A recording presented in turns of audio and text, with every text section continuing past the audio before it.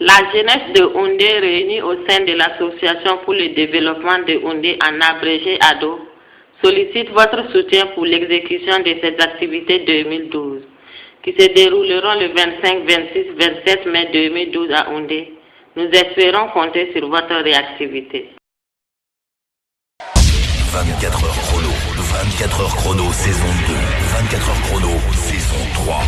24 plus 24 plus 24 égale 72.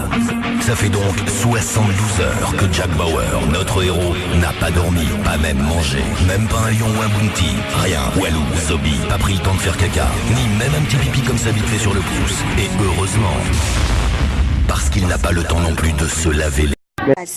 Nous retrouvons de nouveau Mamadi. Tout ce qui sort de l'imagination de l'homme est réalisable par l'homme, dit-on.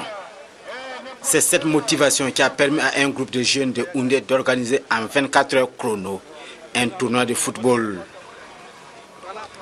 24 heures chrono, il ne s'agit pas là de la série de la star du petit écran Jack Bauer, mais d'un tournoi de football dont l'objectif est de rassembler la jeunesse de Houndé à travers le sport en vue de parler de développement local.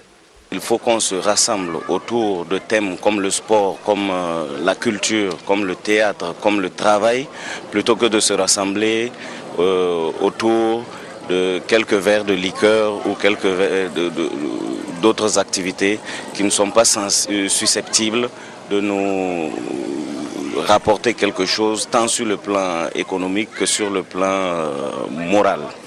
Alors, nous interpellons aussi les jeunes à se prendre en charge, à se dire que lorsque nous évoquons un projet, lorsque nous pensons à un projet, il faut que ce projet se transforme en action. Et c'est ce que nous avons voulu prouver dans l'organisation de ce tournoi.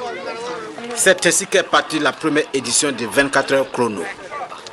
21 équipes se sont engagées au lancement du tournoi et au finish. Ce sont les formations de Kaiser en noir et de Sagesse en orange qui sont parvenues à se frayer le chemin de la finale. Une finale qui a débuté sur des chapeaux de roue sous le regard des organisateurs et des autorités locales. Motivé par l'intérêt du public qui a fait le déplacement du terrain de l'école A de la capitale du Tuy, les deux équipes vont essayer de produire du spectacle.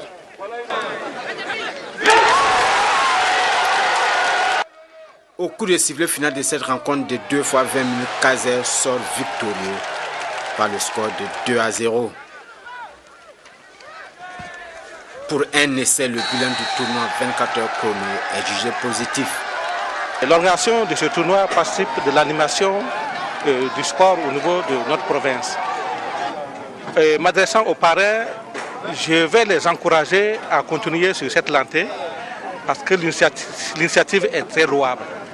Et la jeunesse a besoin d'être accompagnée et les coparrains ont compris qu'ils ont leur contribution à apporter si on veut former une jeunesse responsable.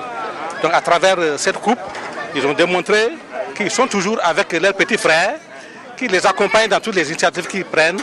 Le meilleur buteur du tournoi a été récompensé de ses efforts par un prix spécial. Le finaliste malheureux se contente d'une somme de 50 000 francs. Le premier prix composé du trophée et de la somme de 75 000 francs est revenu à l'équipe de Kaiser.